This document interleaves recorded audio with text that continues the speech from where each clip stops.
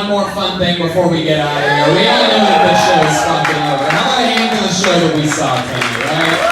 But I'm gonna do something special. There's a guy that's a producer on my podcast that I've known for, I don't know, like a year or two, right? And I found out that he was on stage 2 weeks ago, that he was doing stand-up comedy, everybody. And I watched, and it was one of the worst things I've ever seen in my entire life. I mean, unbelievable. I've shown you so many great comedians tonight, right?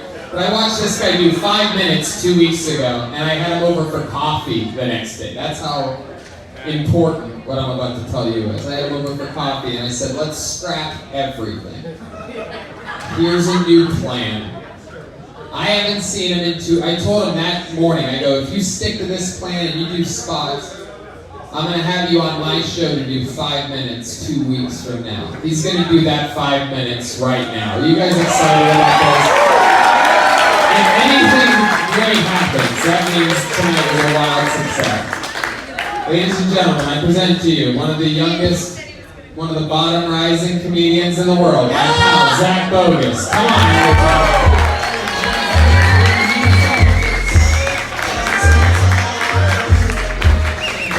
Hello, I'm Zac Bogus.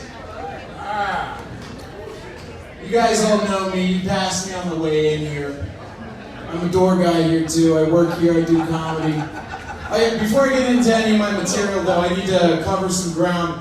Who the fuck clogged the bathroom in the woman's toilet down there? Who did? It was one of you. Was it you?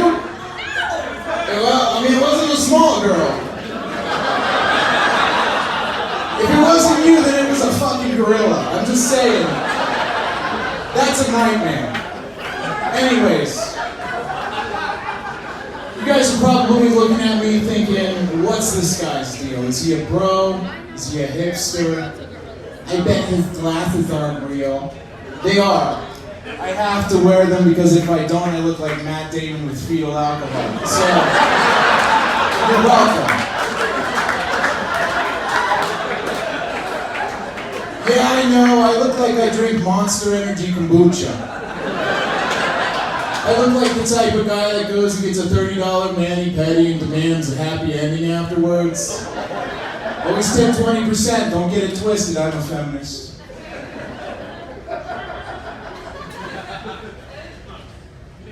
Yeah, I applied for a job here at Vulcan. I wanted to be a bartender, but turns out I'm not cool enough. You guys got cool-ass bartenders here. Make sure you tip them well. Hopefully, after this, maybe I'll see a little bit of it. For fuck's sake. Yeah, they looked at me and they're like, no, you're not bartender material. You're more of like mopping up puke and stopping fight material. So that's why I'm here. We see a lot of fake IDs at the door out here. So many. In fact, you'd think that Chris D'Elia was doing a residency or something.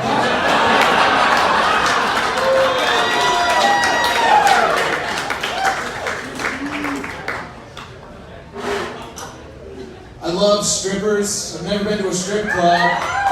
Yeah, give it up for strippers. We have strippers in the audience here? Does anybody want to finish my set for me? Come up here, take your clothes off. No, that's okay. Yeah, that's right. No, I'm not gonna take my clothes off. I'm saving that punchline for later.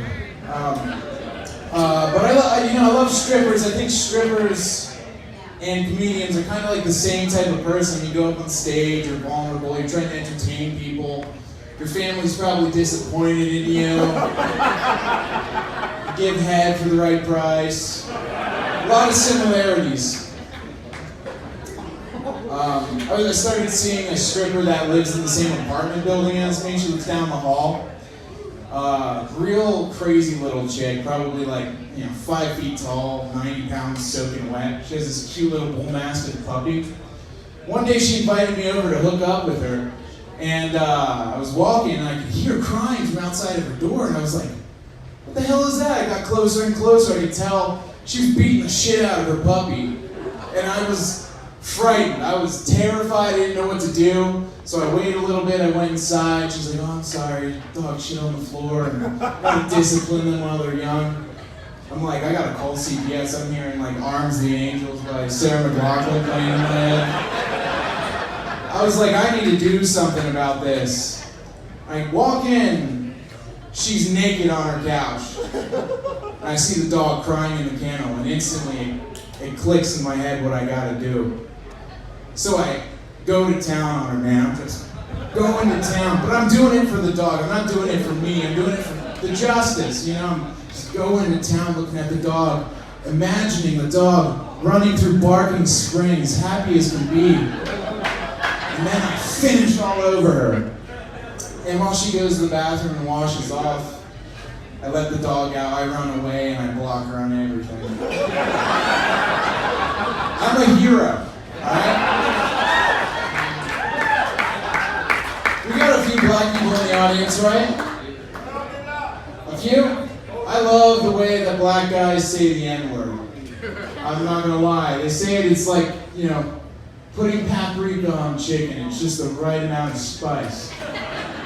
But when white guys say the N-word, it's like putting paprika on French toast. That shit doesn't make any sense. Like, it sounds so cool when black guys say the N-word. When white guys say the N-word, it sounds like the N-word, you know? Kind of hard to swallow. All right, thank you guys so much for coming out. It's a wonderful show. Thank you, next one. My name's been Zac Bogus. Come on. How do you remember Zac Bogus, everybody? Believe it or not, that was thousands of times better than his performance here 2 weeks ago. He did it, everyone. Come on, Zac Bogus. You can't imagine how bad that set was 2 weeks ago, right? That scared me. You got a big